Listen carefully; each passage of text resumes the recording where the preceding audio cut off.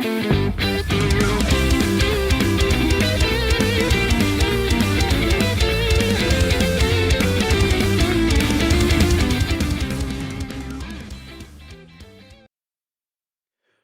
is going on? It is time for the Nintendo Powercast Players Pulse, where I take a look at the hottest of takes from our community and I discuss them right here on the show. And we got some doozies today. If you're watching the gameplay either on YouTube or on Spotify, you are seeing Mario Sunshine because that is one of our main topics for today's Players Pulse. And I want to let you guys know if you want to get involved in the conversation, all you got to do, head on over to the Discord, n64josh.com/Discord, and head over to the Players Pulse. Leave your hot takes there. Some I will put out topics that you guys can comment on. Others, just bring, if you got a hot take, you're like, yo, I just saw this commercial, I just saw this direct, I just saw this video talking about this. Bring your hottest takes. Like this is a place for you just to share your opinion. We're not all going to agree, and that doesn't matter. That's what makes this fun. I get to see everybody's different perspectives, and we get to have some food for thought when it comes to Nintendo. So excited to see what you guys bring. It can be about a game, it can be about a system, it whatever you want to give your hot take on. Head on over to Players Pulse. You can also, like I said, leave it in the comment section. I'm going to try to get to, the different areas. Maybe you see this on Twitter, whatever the case is. For sure, if you want your comment read, though, and to be part of the conversation, I say head on over to the Discord, to the Players Pulse area, and we're going to jump into this thing. So, Gamer Guy Lou says Super Mario Sunshine is the best 3D Mario so far. It had an interesting story, took place outside of the traditional Mushroom Kingdom, added to the lore by introducing Bowser Jr., also called Peach his mom, which adds a strange bit of lore, although later denied it by the end of the game, and provided an interesting mechanic, Flood, that didn't require power-ups or Mario changing forms. I know it gets a lot of hate, particularly due to the inverted Flood controls. Little quick hot take for me. I prefer inverted. So to me, it's the way the game should be played. But I digress. But I feel that the game deserves way more credit than it gets. Nate jumped into the conversation and said, I love Sunshine. My first time playing it ever was on 3D All-Stars, and I thought it was fantastic. Gamer Lou replied with, nice. I've loved it since Christmas of 2004 when I got it with my GameCube. Was kind of being a little facetious with my hot take reasoning, but personally, it's always been my favorite 3D Mario. And of course, Nate loves that because he loves a little spice in his life. Big C says, I love the flood mechanics, made moving around so much fun. I remember just cruising around Delfina Plaza with the rocket and the other one, messing around with all the different mechanics, seeing if I could get into strange places or something. It was a good time. And I mean, 3D Mario games, everybody's going to have a different favorite, right? Like there's no question there. I've never disliked Sunshine. I always thought it was a fantastic 3D Mario game. I didn't mind Flood at all. Do I miss the power-ups? Of course. That's one of my favorite aspects of any of the Mario games. But as 3D Mario games go, I really don't know that there is a bad one. It's like trying to rank. It's just trying to rank like fantastic games. It's not something that's easy to pick, right? I think nostalgia plays a big part. Oftentimes people will go with the one that they played first.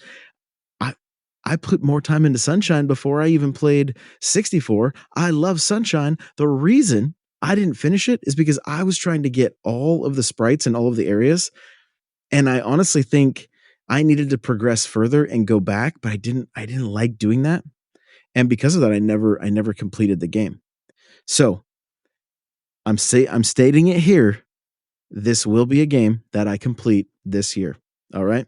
Maybe we do another like 24-hour stream or do 2 12-hour streams and we just focus on 3D Mario games and we see how many we can beat in that time period. You know what? That actually sounds really fun. So that might be what we do. And we'll knock out Mario 64 as quickly as possible and then jump into Sunshine. I think this is a good plan because I want to complete this one. It's, again, I never had any issues with it other than I got frustrated and then I stopped playing just because I got so annoyed, which is unfortunate because again, I really enjoyed it, but I tried and tried and tried. And I think if you're watching the gameplay right now, I think it was on this level, and I would run out of water trying to fly out to this one sprite, and I could not, for the life of me, grab it. And it was one of those things. It was probably just out there teasing me. Maybe it was a level I chose and I wasn't doing something correctly, and so again, I don't know, but I do want to go back. So we'll have to decide though, as I'm thinking about it. I don't know. Do we do all 3D Mario games, or do we try to maybe 100% Sunshine and kind of make it a community focused stream where you guys help me out? That might even be more fun because I do want to complete this game, and because I didn't 100% it the first time, I kind of want to make sure that happens this time. So we'll see. We'll discuss it within the community here and see which direction we end up going. But I know we're gonna have some fun with it regardless. The second quest chimes in on Sunshine. It says, Sunshine is highly underrated. Some may disagree, but the way each level is visually connected to each other effectively makes it the only open world Mario game, especially compared to the generally tiny linear levels in Galaxy. And its relatively large playground also made it the most exploration focused Mario game. Well, Odyssey probably surpasses it now, he says. And the flood nozzles helped address issues with 3D platforming that were still often ignored, i.e., the hover giving you time to correct the depth perception issues, etc. Yeah, I don't remember like hating on flood, and I think the thing that I liked the most about Sunshine was the world, these different characters, Mario going on vacation, like everything just kind of felt different and very Nintendo. Like Nintendo got very creative with this one. And you could kind of see them utilizing the power of the GameCube as compared to the 64, with just the way like the bosses were bigger, the areas were bigger, the colors were vibrant. Everything was just really dialed with Sunshine, I felt. And so it is, I would say it is highly underrated. And again, some people, because of flood, they couldn't get into it, and I understand. Like, I get it. The music is one thing that I don't think anybody could disagree is fantastic, especially those acapella no flood levels, like that really were a somewhat of a throwback to 64 and also felt very Galaxy. Uh, Fantastic. Absolutely fantastic. Just loved it. So Sunshine, I think is some top tier, um, up there at the top of the list when it comes to the 3D Mario games myself. But again, that is like they're all so good. Now, second quest is giving me some responses to my thoughts on Nintendo going PC. And so let's take a look here. It says, as far as Nintendo on PC going software focused, I think your prediction is going to fall short there, N64, Josh. And again, guys, this is the place to have these discussions, and we can go back and forth and and hash things out and see what conclusions we draw. Right? It's there's not really an issue of being right or wrong. It's conversation, and that's what makes this fun. So thinks the prediction is going to fall short, mainly because of two things. And it's the same ones that dispelled my similar suggestions back in the Wii U era. One, Nintendo sees himself as a hardware sellers first.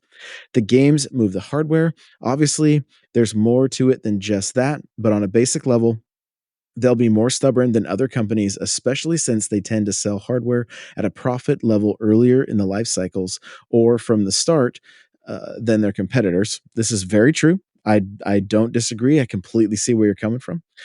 Somewhat tied to the above, but Nintendo will never give up the level of control over their properties. It's one thing consistent throughout their entire history. It continues, they're too specific about how their products are marketed, referred to, too specific about controlling distribution, and are quick to shut down any modifications or alterations to their products that might misrepresent them. They barely and inconsistently allow tournaments as it is. Do you really think they're going to allow other platforms?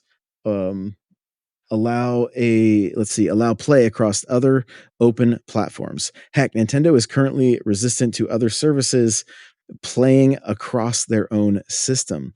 Placing theirs on others would be even a greater leap. So, all of these arguments, I don't disagree with.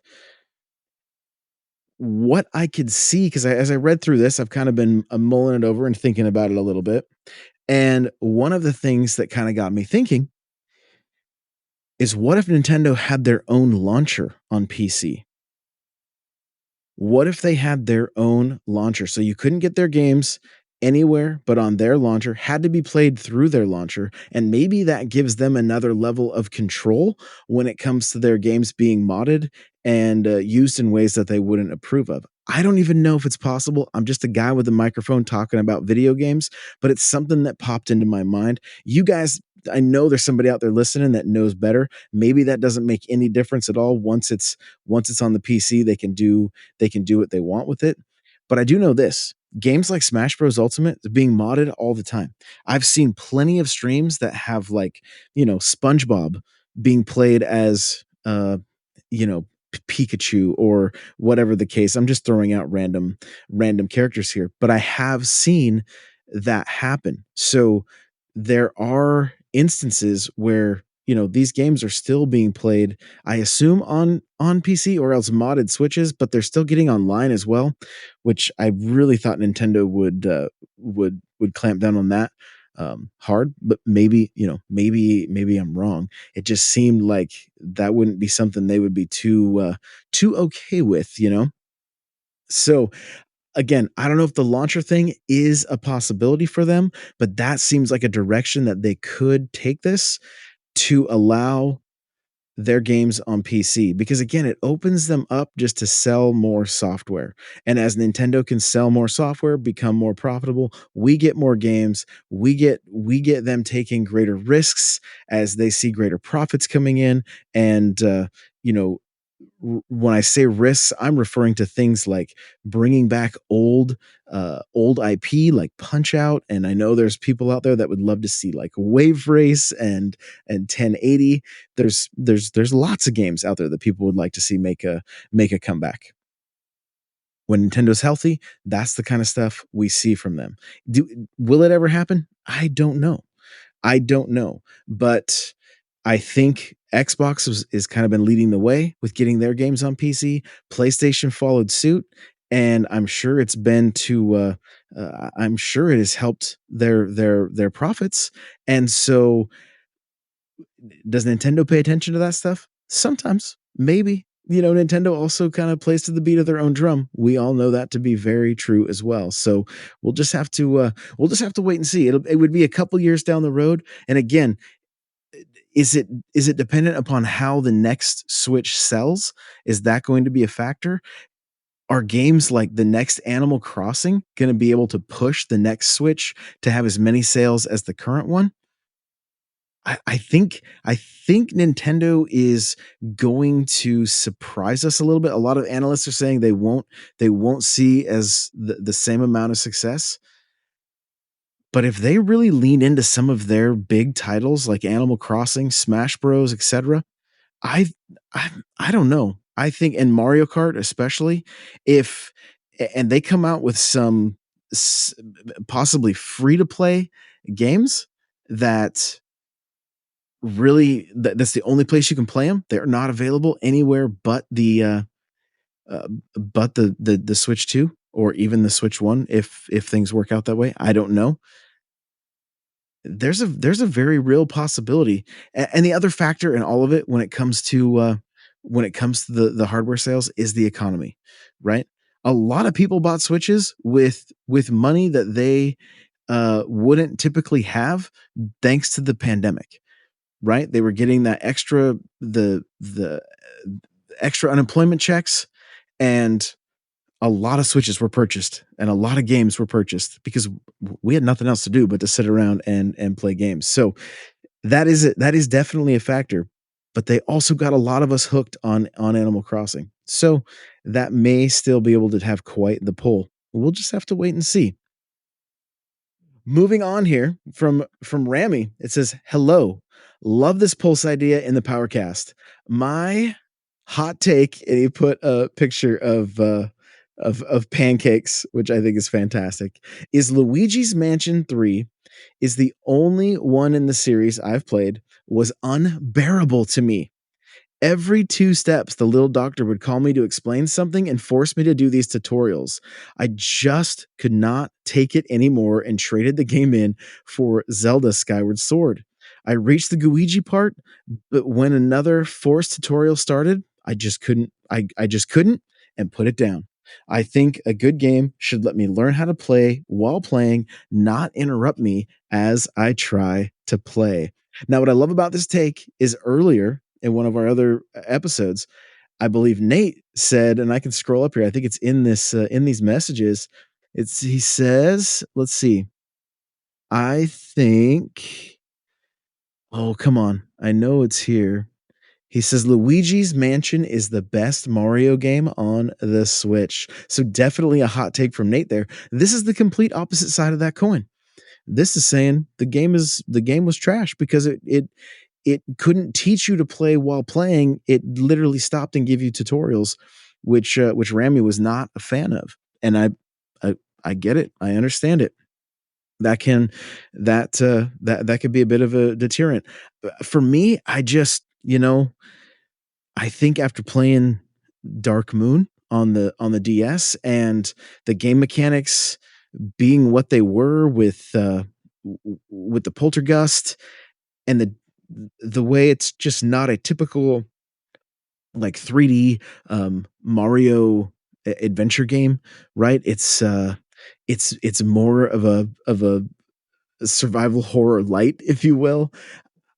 It made sense to me that the tutorials were the way they were, but I get it. If that's not your thing, like, of course, I mean, trade it in, get Skyward Sword, and have at it. Don't let Johnny Bo hear that you traded in Luigi's Mansion 3 for Skyward Sword because he will have a very hot take about that. Who knows? Maybe I'll bring it up in the next episode with them and see what they say. But you know, you got to go with what you like, what you enjoy, and what makes you happy while you're spending your precious time playing games. And if the tutorials weren't it for you, hey, it makes sense that you would move past it.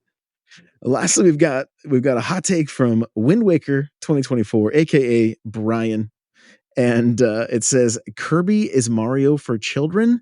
It's literally designed for stupid, weak babies. If you are over the age of 13, you should be ashamed of buying it. So there you go. There is the hottest of takes from this player's pulse. And I mean, I don't know. I guess I guess I should be ashamed. I don't mind the Kirby games. I think they're a good time. I think Kirby as a character is just fun. Kirby's got a level of nostalgia for me that he really shouldn't have. Honestly, it's not like I owned it as a kid, but I would play it on Game Boy on the bus rides from school, and I really had a good time with it. I don't think the older games are nearly as easy as the newer games. And sure, the very first one on the Switch relatively easy, but I think they made some improvements throughout the life cycle of the games on the Switch, and some of them have some really good ideas. One of them, the I can't remember the name of it, but where you get in the mech, really reminded me of Mega Man X, and I I enjoyed that one quite a bit. I thought it was very well done, and was always a good time every time I played it on my 3DS XL. But there's I can see the take. I can appreciate it, and that's gonna do it for this episode of the Nintendo Powercast Players Pulse. Guys, bring your hot takes. All right. One of the questions that you can answer is how many games do you think Nintendo is going to be getting from Xbox? Like, we have a podcast from Xbox on Thursday that's going to be talking about the future of their brand. There's all kinds of rumors escalating all over the place about new first party Xbox games like Hi-Fi Rush, Sea of Thieves, and is it called? I don't have it in front of me, but Pentiment or something like that. I can't remember the name. It's from Obsidian, and that game is going to be supposedly making its way to Switch. So kind of interesting that that could be the case. And what else? What might we see? I saw people tweeting at me saying they would love to see Rare Replay and the Master Chief Collection. Do you guys want to play Halo on Switch? Could the older games be a good choice for the Switch or the Switch 2? I think they could. I wouldn't even mind on the Switch 2 seeing a version of Infinite. I think the new Switch could probably run Infinite. Would it be my choice? No, I'd still play it on my Xbox, but just for people that are, single console households where the Switch or the Switch 2 becomes their main console, having the more games the merrier. Not to mention Fortnite has shown everybody what games as a service can do. And that's exactly what Halo Infinite is. So the more places that it can be played, the more chances Microsoft has to make money with it. So it's going to be an interesting couple of days. Are we going to see a direct on Thursday? Is that why Microsoft is speaking on Thursday? Because the news of these games is going to be dropping? That could very well be the case. I've been seeing some hot takes from Johnny saying there's no way that they're gonna give us a direct this week because they've given us too much information in tweets on X, and so it's not going to happen. It's going to be an interesting time for sure. But I want to hear from you guys. Bring all those hot takes to the player poll section of the Discord. Again, n64josh.com/Discord. Jump on in, come hang out, come chat. And these are a blast, you guys. I really, really enjoy seeing all of your takes, all of your opinions, and can't wait to see what future episodes bring. So you're all amazing, and we will see you in the next one. Bye now.